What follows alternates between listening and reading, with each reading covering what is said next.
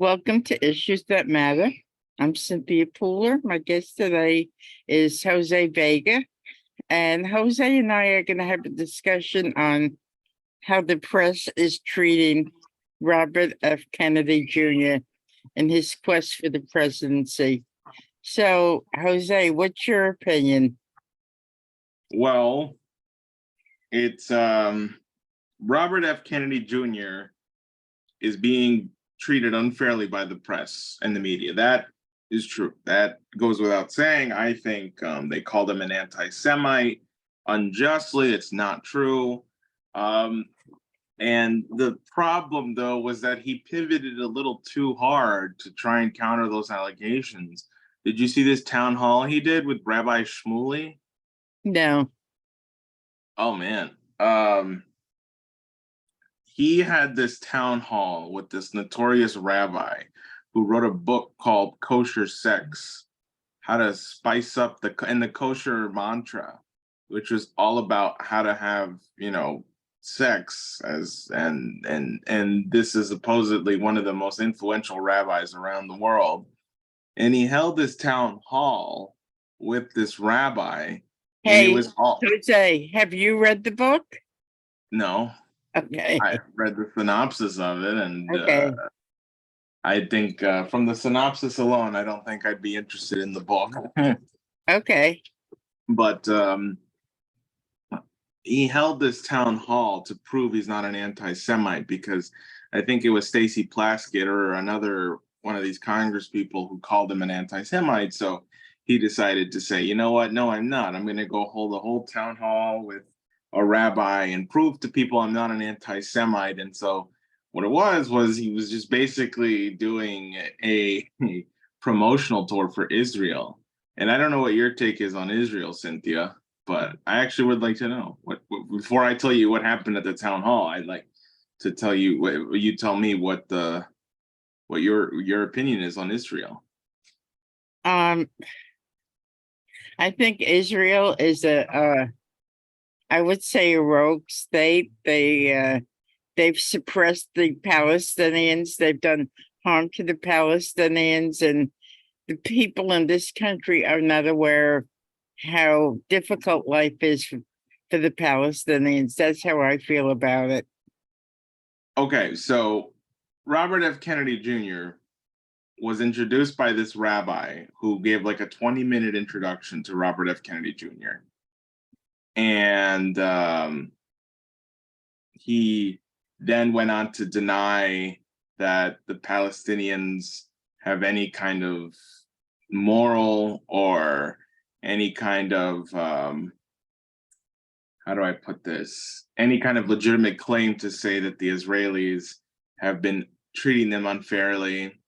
He said that the claims that Israel is an apartheid state are overblown and they are not legitimate.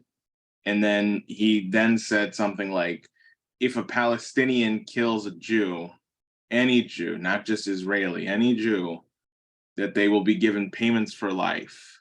And that even if they're killed or if they're imprisoned, then their families will continue to receive payments, so that the Palestinians in their government have an incentive to kill Jews and Jewish people. Mm-hmm. I don't know how true that is. I wasn't really able to find anything official on that, but and then the most offensive thing about it, though, I mean, regardless of, and this is, of course, we're disregarding what all of the denial of what the Israelis are doing to the Palestinians. In the introduction to Robert F. Kennedy Jr., Rabbi Shmuley said, with great vigor and vitriol, he said, Robert Kennedy Sr. was one of our most patriotic people who loved the Jewish people, who loved the Israeli people. And what happened? What happened? What price did he pay for that love of Israelis? He was killed by who? A Palestinian. Sirhan. Now, why was this so big and offensive? Because Robert Kennedy Jr. has gone on the record as saying that Sirhan was a patsy and not responsible for killing his father. And Robert Kennedy just sat there and didn't say anything, didn't correct it. And I wonder what this will do for his credibility. Does he genuinely believe the things he does on Israel? Mhm. But when you put on MSNBC, which is just like a mouthpiece for the Democratic National Convention, they do not like Robert Kennedy. They try to, say that all kinds of stuff about him, and all the stuff about Biden with his son Hunter and the drugs and the grandchild and everything else. That's okay. They sweep it under the rug. But as far as Robert Kennedy, he's a threat to the Democratic Party. So they tried to, eliminate him as fast as they can. Would you agree? I definitely agree with that. Yeah. Okay. Okay. So people believe this stuff. Um, do you think that people are not thinking for themselves right now? Because we're in bad shape. Well, I can tell you this, Cynthia. Robert Kennedy has definitely proven he's not an anti-Semite. So anybody who's still going around saying that because they're believing what the press says is just very, very misinformed at this point. And do I think people are not thinking for themselves? Yeah, yeah. I mean, that's always a problem. Um, I think you can induce people to think for themselves, for one. Mhm. So I know that Robert Kennedy was instrumental in ensuring that his former brother-in-law did not allow fracking in New York State. I don't think that's a bad thing. And then I read the book about Fauci, which was a real eye opener. And I kind of gained respect for Kennedy because of the things that he said, and what he talked about Fauci and Bill Gates. It was a good book. Yeah. You know, like there are things about Robert Kennedy that I think are very good, but he's definitely better than Biden. That's like a very low bar, I think, to kind of go after. And one of the things that actually came out of that town hall that I was telling you about with Mhm, Rabbi Shmuley mhm, was that I actually I actually did get to talk to him, but so did Kynan. Do you know Kynan, my friend Kynan? He's mhm, somebody, yeah, he's somebody else who also does these interventions with me.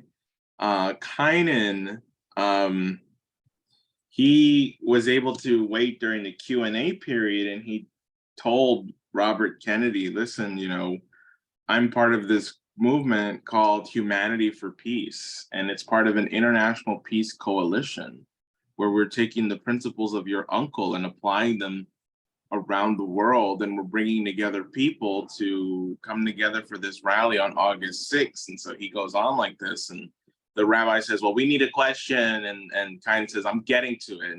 And he like really makes the mhm, rabbi sit down. But then Robert Kennedy really responded in such a beautiful way that it just I cannot rectify in my mind, you know, some of the actions he takes versus the things he says. You know mhm, what I'm saying? mhm, mhm. And I always wonder why that is, you know? So well, I can't say the overall perspective. A lot of Democrats in this country Yeah. will not vote for Kennedy because that they're sucked into the thing that he's nuts, he's crazy, his family really doesn't, appreciate him. So I mean, if he's cast cast aside and Cornell West is cast aside, we're gonna have a warmonger for his second term, and that frightens me. Oh, it definitely frightens me too. I think you know,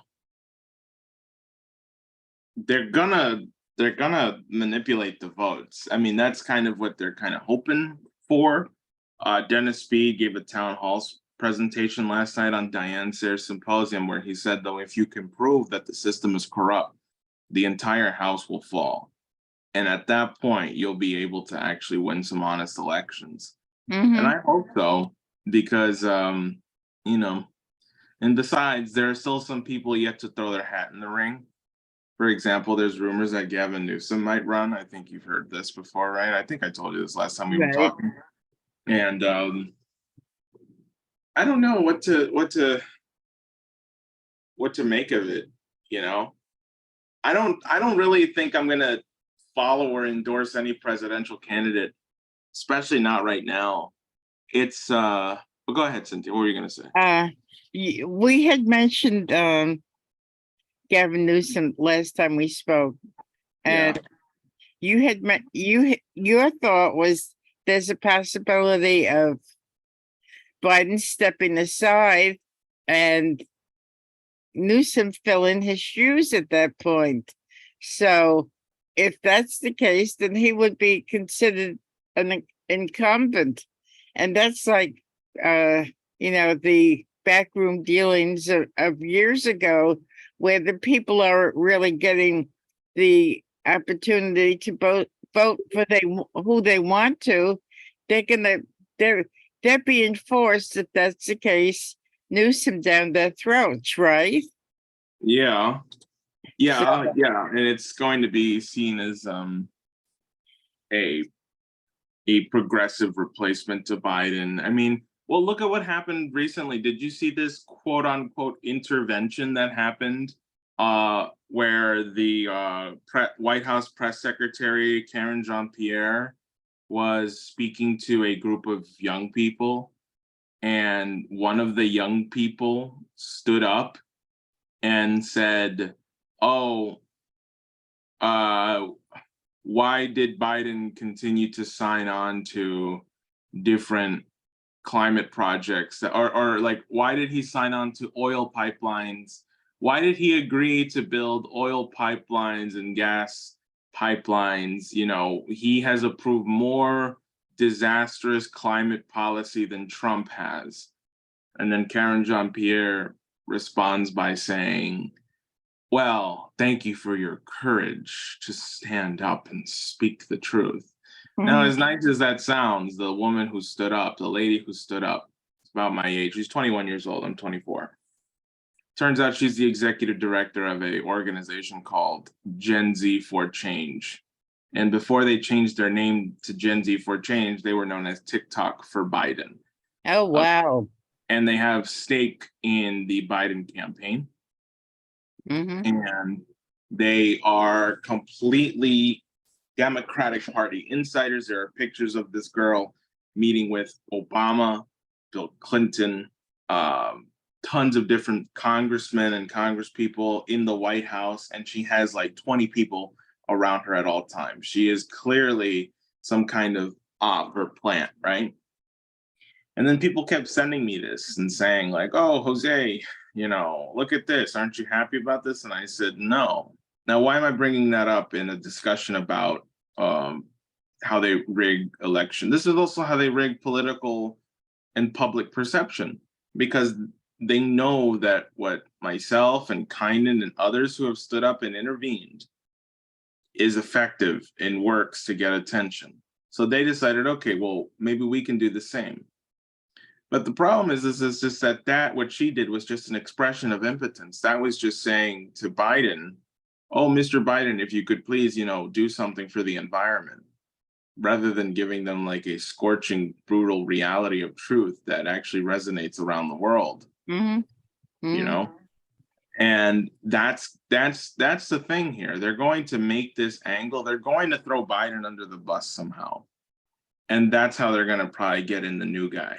Just keep throwing Biden under the bus and then get somebody else to replace him, and then maybe say something like, "Oh, Biden decided not to run again," or something. Hmm. And we see that also with the squad. You know, Jamal Bowman is part of the squad, right? You know who Jamal Bowman is, right? Mhm. Yep. Well, guess what? Somebody's challenging him for the primary Okay. at the same time that an article comes out against AOC in the mainstream news that says AOC is just another Democrat and has betrayed her progressive values. Uh-huh. Why is this all coming out simultaneously? Well, because they got something big planned for 2024. They know they have to get rid of the weak links in their party, which in their perspective is the squad. So they're going to come after them hard.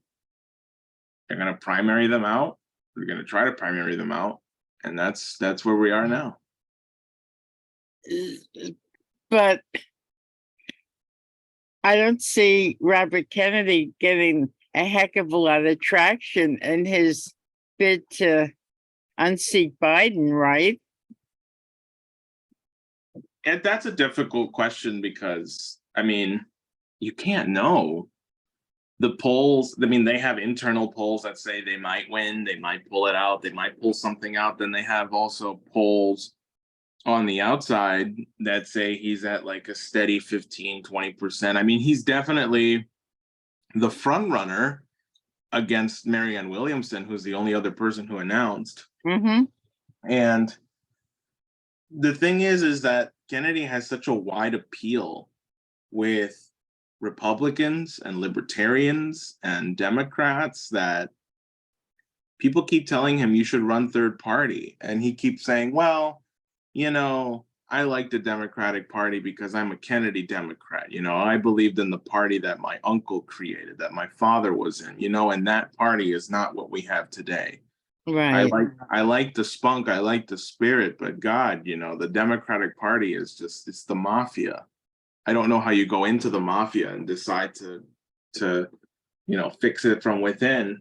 But then someone will say, well, wait a minute, government is not the mafia. I mean, you know, I mean, it is, but it's not, right? Because as president, you're given powers to, well, hopefully fix it. But I don't think they'll ever let Kennedy anywhere near that damn White House. It's just not possible. Mm-hmm. So do you think he should run as a third party? I think everybody should run as a third party, in my opinion. I think we need to look, the two-party system is getting burned. Right. It's getting burned and it's going to dissolve in our face. And you know, people should just start running third party at this point. And I don't think that you know, I don't think that um I don't think that the Democratic Party will take him anywhere and won't take anyone anywhere. Anybody who decides to say, oh, I'm going to run in the Democratic Party, win the primary, and then become independent is completely foolhardy and has no idea what they're talking about. That's Mm-hmm. not how these things work. You can do that, and then you will see how quickly you get burned. So you said you're 24. How long have you been involved in politics? Probably for the last 9 years of my life, I'd be 10 because I'll be 25 in September. So Okay. I've been around since I was 15 doing things. Yeah. What got you involved? What got you interested in becoming involved? Oh, the LaRouche organization. Okay. And why? Why? What was the draw to you that you felt compelled to? I don't know if the word would be compelled, but interested in joining them. Um, because they told the truth. I think, you know, going to school, I was told one thing about history. I was told another thing about modern day politics and being surrounded by, you know, other people and their opinions on what is right and wrong. And then I realized that there is more than just this left right divide. There is more than just Democrat versus Republican divide. It's and you know, and Diane was one of those people who was in the Schiller Institute LaRouche organization, who has been very influential in what I do, why I do what I do. But yeah, let me ask you this, Cynthia. Mhm. Do you think Kennedy has a chance in the Democratic Party? You know, the old phrase, you have to be in it to win it. And strange things that happen. We don't, none of us have a crystal ball. And we Mhm. cannot tell what's going to happen today or tomorrow or the next day. And as Right. far as Kennedy being the nominee, you would hope, you would hope that there would be a voice of reason. And when I say reason, I talk about, all of the COVID stuff, all of the proliferation of nuclear weapons and stuff, and all of people should be aware of it. And Mhm. Kennedy's going to be a voice for them. I say, so be it. Okay, well, and you don't think they're gonna rig it against him or something? They're not gonna. Oh, they're probably going to rig it, but people have got to wake up. You know, let you do stuff, I do stuff. Everybody's got a responsibility to try to make uh their little piece of their world or a bigger world a better place. And until people wake up and realize that, then Biden and all of the rest of them will have a free reign to do whatever they want. Yeah, I Mhm. yeah, I do agree. What do you Yeah, think the people should do? do what you're doing, do what I'm doing. Um, be in their face. I think it's really important. Um, both you and I had seen Oppenheimer, and the threat of a nuclear war is real. It's real. And last week I was up in Lake George and I was looking at, the lake and the beautiful Adirondacks and stuff. And if there's a nuclear war, that'll all be gone, as well as humanity. So if Robert Kennedy is speaking out about, you know, the the impending nuclear holocaust, then people should listen and do something, whether they do it in their community or, you know, in a larger group. Mm, hmm. Yep. Yeah, I would just tell your audience that I've been passing out leaflets in front of the AMC theaters where they're showing the Oppenheimer film. Hmm. And I've been talking to people who come out about our August 6th rally. Okay. You're gonna be there, right, Cynthia? I'm having car troubles, and Scott is going down on the subway, so it looks like I will not be there. No, I'm Cynthia. sorry. Well, you know what, though? I hope to get your audience there. I know there's going to be lots of people there who I know that are like YouTubers or bloggers or stuff. So it's going to be a great movement. And I think, people who, um, people who, want to see peace in the world, people who might be happy with RFK Jr. and disappointed with his Israel take, I think they should urge him to come to this rally, and you yourself should come to this rally too. We're standing up for a greater principle, which is that we don't believe war should be killing anybody. Hmm. And that would include Israelis and Palestinians too. No Israeli should be dying, and no Palestinian should be dying either. And humanity should not face the threat of being blown up, right? Exactly. Yep. Exactly. Hmm. So, in the last few minutes, Jose, what's your final thoughts about RFK Jr.? Well, I like RFK Jr. and what he did on June 20th, 10 days, after the anniversary of his uh after what he did, in reference with his uncle's principles and maxims and saying, we need to stop looking at the world black and white, and we need to stop saying there are good guys and bad guys, and we need to see ourselves in our enemy's shoes. Hmm. That, okay, is a very good idea. And I know there are people who might be disappointed with his takes. Trust me, I know I am. I don't agree with him on a whole lot of things. But I think if we can all hold on to that principle, you know, that we all want peace on earth. We all breathe the same air. We all want the same things.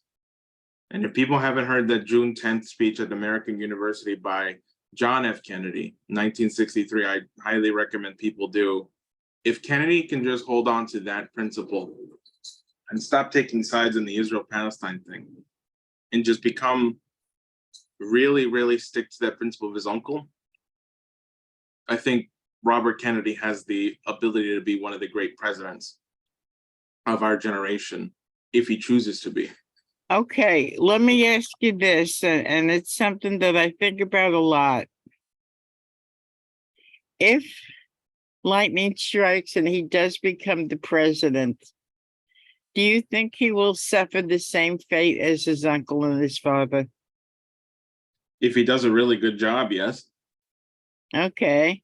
They killed Kennedy only after he started saying he wanted to work with the Soviet Union in space exploration, when he was regretting the coup that they did in Vietnam, when he was being very vocal against his cabinet.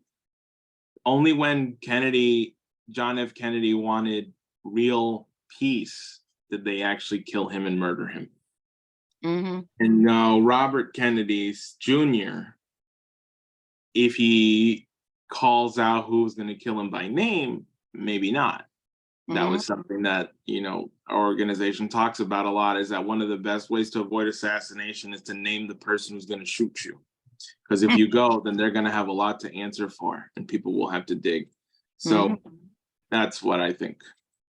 And on that note, we'll say to everybody, have a great weekend. Thank you, Jose. Thank you to my audience. Jose and I will be doing other interviews as the campaign goes along. So have a good day, everybody. And please, if you like this show, subscribe to my YouTube channel. Thanks. Have a great day.